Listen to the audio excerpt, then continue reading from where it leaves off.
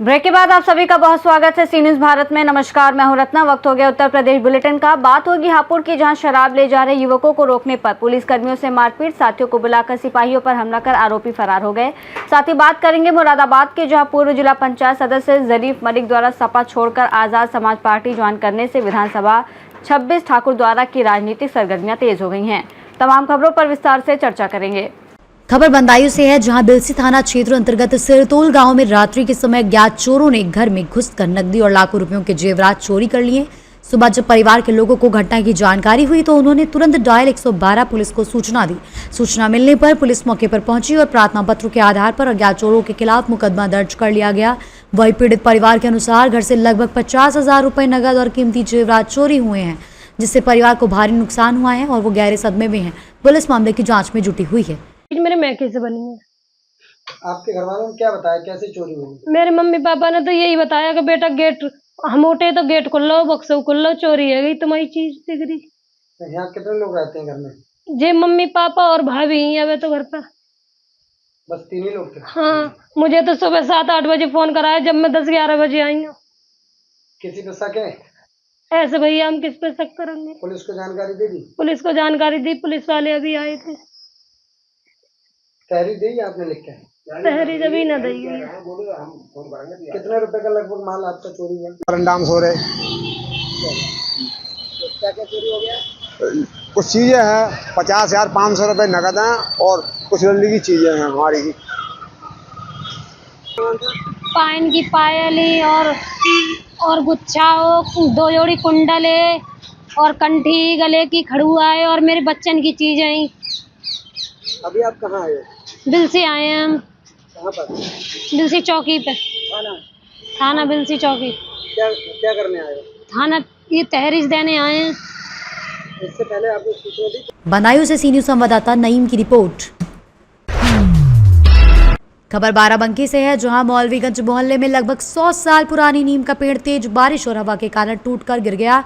पेड़ का ऊपरी हिस्सा एक पक्के मकान पर जा गिरा और आसपास का आवागमन भी बाधित हो गया। वहीं घटना के समय पेड़ का हिस्सा गिरते ही इलाके में अफरा तफरी मच गई और लोग जान बचाकर इधर उधर भागने लगे। हालांकि सभी सुरक्षित रहे। बताया जा रहा है कि पेड़ के तने का एक हिस्सा खोखला होने के कारण पहले से ही कमजोर हो गया था, जिसके चलते बारिश और तेज हवा में वो टूट गया। ये घटना हाफिज मोहम्मद अहमद के घर के पास हुई, जिससे स्थानीय लोगों में दहशत का माहौल बना हुआ है। बाराबंकी से सी न्यूज़ संवाददाता हयात की रिपोर्ट। खबर हापुड़ से है, जहां युवकों को शराब ले जाते हुए रोकना पुलिसकर्मियों को भारी पड़ गया। थाना देहात क्षेत्र के मुरादपुर गांव के पास देर रात करीब 1 बजे गश्त के दौरान सिपाही दौलत राम और अभिषेक त्यागी ने बाइक पर जा रहे 2 युवकों को रोका और पूछताछ की तो उन्होंने बताया कि वो शराब खरीद कर ले जा रहे हैं। इसी दौरान जब पुलिस ने देर रात शराब ले जाने को लेकर सवाल किए तो युवक नाराज हो गए और उन्होंने अपने साथियों को भी बुला लिया, जिसके बाद सभी ने मिलकर दोनों सिपाहियों के साथ जमकर मारपीट की और मौके से फरार हो गए। इस घटना में एक सिपाही के सिर में एक गंभीर चोट आई है। दोनों घायलों को अस्पताल में भर्ती कराया गया है, जबकि पुलिस आरोपियों की तलाश में जुट गई है। हापुड़ से सी न्यूज़ संवाददाता सचिन सागर की रिपोर्ट। खबर मुरादाबाद से है, जहां भारत की प्राचीन संत परंपरा को जीवित रखते हुए विभिन्न संत महात्मा अपने अपने क्षेत्रों में सनातन संस्कृति के संरक्षण और समाज को इससे जोड़ने का कार्य करते आ रहे हैं। इसी क्रम में कोतवाली क्षेत्र ठाकुर द्वारा के अंतर्गत गांव पत्थरखेड़ा गामडी स्थित शिव मंदिर के महंत बच्चा बाबा ने भी अपने जीवन में कई बार कठिन तपस्याएं की। इस साल में भीषण गर्मी के बीच जब क्षेत्र का तापमान 45 डिग्री से अधिक पहुंच गया था, तब बच्चा बाबा द्वारा 41 दिनों तक 184 धुनों के बीच प्रतिदिन प्रातः 11 बजे से ही दोपहर की तेज गर्मी में बैठकर एक कठिन तपस्या की गई, जिसे देखने के लिए बड़ी संख्या में श्रद्धालु एकत्र हुए और उनकी आस्था और अधिक प्रगाढ़ हुई। इस दौरान आयोजित विशाल भंडारे में लगभग 25,000 लोगों ने प्रसाद ग्रहण किया, जो देर शाम तक चलता रहा। वही कार्यक्रम के दौरान कोतवाली पुलिस प्रशासन द्वारा सुरक्षा व्यवस्था सुनिश्चित की गई। वही मामला पुलिस कर्मियों ने भी उपस्थित महिलाओं को महिला सशक्तिकरण को लेकर जागरूक करने का प्रयास किया। बाबा जी, आज शिवनगर पत्थरखेड़ा में शिव मंदिर में आज जो है भंडारे का आयोजन किया गया है, क्या कारण है? किस नाम पे? शिवनगर शिव मंदिर पर मैं स्वयं बच्चा बाबा बर्फानी 184 दिनों की 41 दिन की एक कठोर तपस्या की। उसके उपलक्ष्य में जनता का ठाकुर द्वारे की बहुत प्यार, बहुत मान सम्मान मिला। तपस्या में इन लोगों ने बहुत बढ़ चढ़ करके सहयोग किया और तपस्या के पूर्ण होने पर आज एक विशाल भंडारे का आयोजन किया गया, जिसमें कि पूरी तहसील उपस्थित, गणमान्य सभी व्यक्ति उपस्थित, और ये एक विशाल भंडारे का आयोजन जनता में प्रेम के लिए, सद्भावना के लिए और आने वाले समय में छोटे छोटे बच्चों को जागृत करने के लिए और समाज में एक अच्छी प्रेरणा के लिए ये प्रोग्राम किया है। भीषण गर्मी में अग्नि के समक्ष बैठकर तपस्या की है, इसका कुछ अनुभव बताइए। अनुभव ये है, यह अग्नि की एक कठोर तपस्या है। इससे अंतःकरण शुद्ध होना, शरीर का शुद्ध होना और आत्मा तक का शुद्ध होना इसमें माना गया है। और मेरा स्वयं का अनुभव ये है कि अगर ऐसी तपस्या की जाती है तो ये साक्षात परमात्मा को मिलाने का एक मार्ग है। महाराज जी, आप यहाँ इस मंदिर पर पत्थरखेड़ा में कब से विराजमान हैं? मैं सन 2004 से 16 अक्टूबर में शिव मंदिर पर मैं विराजमान हुआ। आज शिव मंदिर, शिव मठ का आज मैं महंत हूँ। गांव शिवनगर का मुझे बच्चों से, बुजुर्गों से, बड़ों से, महिलाओं से सभी का प्रेम सम्मान भाव मिला, तो आज मैं यहाँ विद्यमान हूँ। ये तपस्या आपने पहले भी की है या पहली बार की है? हाँ, मैंने 17 वर्ष ये लगातार की। बीच में कुछ समय रुका, पहले 5, 7, 9, 11, 21, 108 और 184 दिनों की ये तपस्या अब 41 है। ये 488 गांवों का भंडारा है। ठाकुर द्वारा तहसील उत्तराखंड, कुछ बिजनौर के हैं, अमरोहा से हैं, और संगत जो हमारी आई हुई है वह रावा, कुटी, डालुहेड़ा जिला मेरठ से आई हुई है संगत आपकी। हाँ, लगभग आज कितने शिव भक्तों ने प्रसाद ग्रहण किया होगा? लगभग अगर हम अनुमान लगाएं अपना पत्तलों की काउंटिंग से, तो लगभग हम 25,000 भक्तों से ऊपर निकल रहे हैं। और जनता के लिए आप क्या संदेश देना चाहेंगे शिव भक्तों के लिए? संत होते हुए और समाज के लिए, जनता के लिए यही संदेश है कि समाज में अपने ग्रंथों का अध्ययन हो, गीता का अध्ययन हो, पुराण का अध्ययन हो, और बच्चों में और महिलाओं में और हमारी आने वाली पीढ़ी में ब्रह्मचर्य का पालन हो। और ब्रह्मचर्य का पालन है तो तपस्या है, मन शुद्ध है, अंतःकरण शुद्ध है और गृहस्थ भी शुद्ध है। आज के व्यवस्था में पुलिस प्रशासन का किस तरह पर सहयोग मिला आपको? हमें ठाकुर द्वारा कोतवाली की तरफ से पुलिस प्रशासन का भरपूर सहयोग है, मदद है, और उनका बार बार मैं धन्यवाद करता हूं कि उन्होंने इस भारी विशाल समूह को एकदम कवर करके रखा है। व्यवस्था मेरी ही नहीं, मुझे व्यवस्था क्षेत्र की और ग्राम शिवनगर की सभी का सहयोग है, सभी का। मुरादाबाद से सी न्यूज़ संवाददाता देश रतन सिंह चौहान की रिपोर्ट। खबर मुरादाबाद से है, जहां ठाकुर द्वारा विधानसभा में राजनीतिक सरगर्मियां लगातार तेज हो गई हैं। हाल ही में समाजवादी पार्टी से जुड़ रहे और पूर्व जिला पंचायत सदस्य जरीफ मलिक द्वारा सपा छोड़कर आज़ाद समाज पार्टी का दामन थामने के बाद क्षेत्र का राजनीतिक समीकरण बदलता हुआ नजर आ रहा है। जरीफ मलिक आज़ाद समाज पार्टी की नीतियों को जन जन तक पहुंचाने के लिए सक्रिय रूप से कार्य कर रहे हैं, और उनका कहना है कि यदि पार्टी उन्हें प्रत्याशी बनाती है तो वो ठाकुर द्वारा से चुनाव जीतकर आज़ाद समाज पार्टी का परचम उत्तर प्रदेश में लहराएंगे। वहीं उन्होंने आज़ाद समाज पार्टी के राष्ट्रीय अध्यक्ष चंद्रशेखर आज़ाद के नेतृत्व में प्रदेश में बदलाव की लहर होने की बात कही, जबकि फिलहाल क्षेत्र में विभिन्न दलों के संभावित प्रत्याशियों द्वारा अपने अपने दावे और चुनावी समीकरण पेश किए जा रहे हैं, और चुनाव अभी दूर होने के बावजूद राजनीतिक माहौल पूरी तरह गर्म बना हुआ है। सर, आपका शुभ नाम क्या हुआ? मेरा नाम जरीफ मलिक एडवोकेट है, मैं पूर्व जिला पंचायत सदस्य। सर, सूत्रों से ज्ञात हुआ है कि आप आज़ाद समाज पार्टी के विधानसभा प्रत्याशी के रूप में उभर कर आ रहे हैं, क्या कहना है इसके बारे में? जी, अगर आज़ाद समाज पार्टी अगर मुझे यहाँ से प्रत्याशी घोषित करती है तो मैं चुनाव लड़ूंगा, और आज़ाद समाज पार्टी की जो नीतियाँ हैं वो जन जन तक पहुँचाऊँगा। जो हमारा एजेंडा है आज़ाद समाज पार्टी का, मैंने कुछ ही दिन पहले अभी आज़ाद समाजवादी पार्टी ज्वाइन की है। क्या इससे पहले आप कोई सम्मेलन वगैरह कर चुके हैं क्या?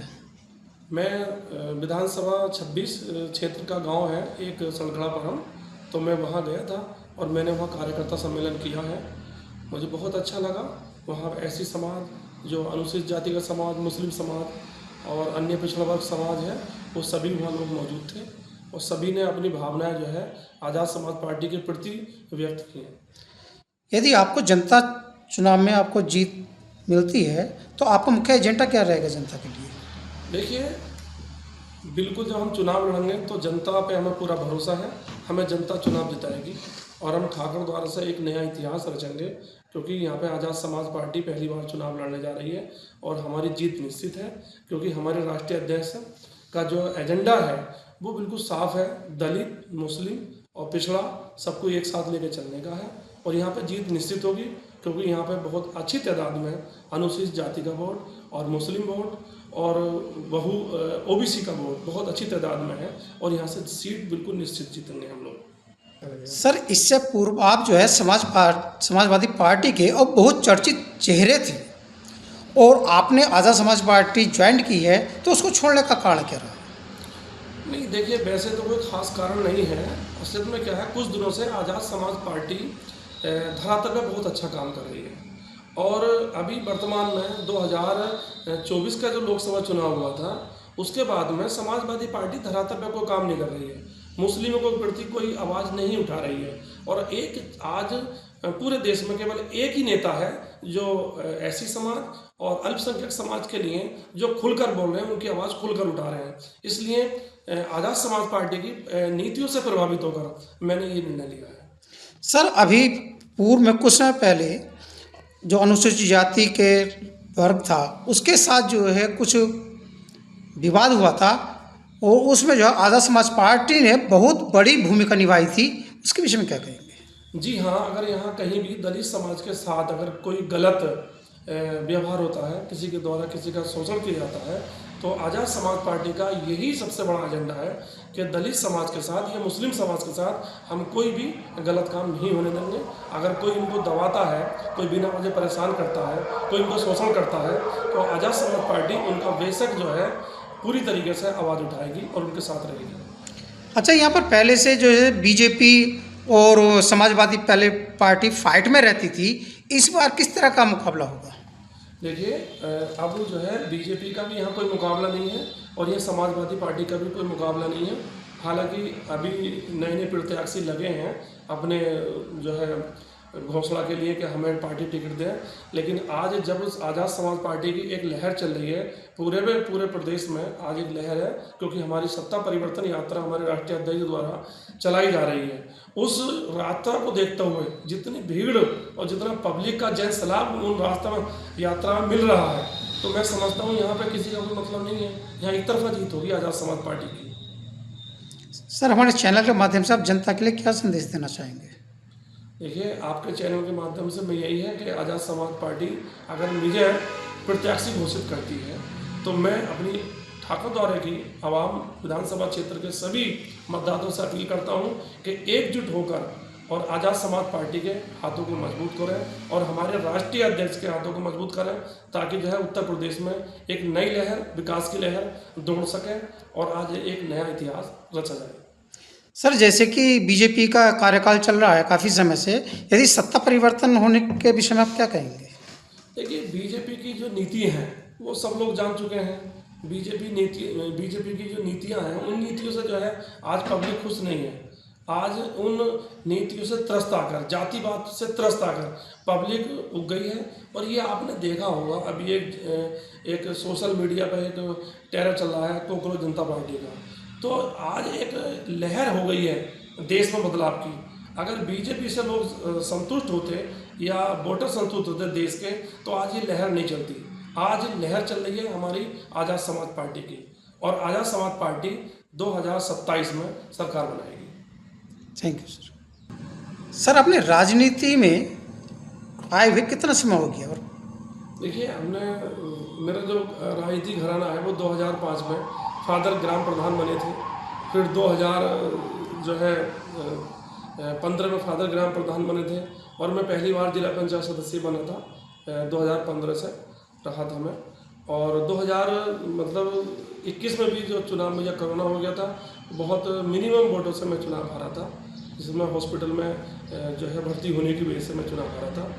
और मैं लगातार क्षेत्र में जो है सभी मतदाताओं पब्लिक के साथ रहता हूँ और मैं हमेशा एक समाज के लिए काम करता हूँ और मैं एक यही चाहता हूँ कि मेरे समाज में जो है अच्छे काम हो और हमारे समाज मेरे द्वारा अगर कोई भी काम होता है, हम पब्लिक के फैसले तमाम जो है आपस में बुराइयों को दूर करते हैं और एक समाज को साथ लेके चलते हैं हम लोग। सर, चुनाव को लेकर जनता का किस तरह का सहयोग मिल रहा है आपको?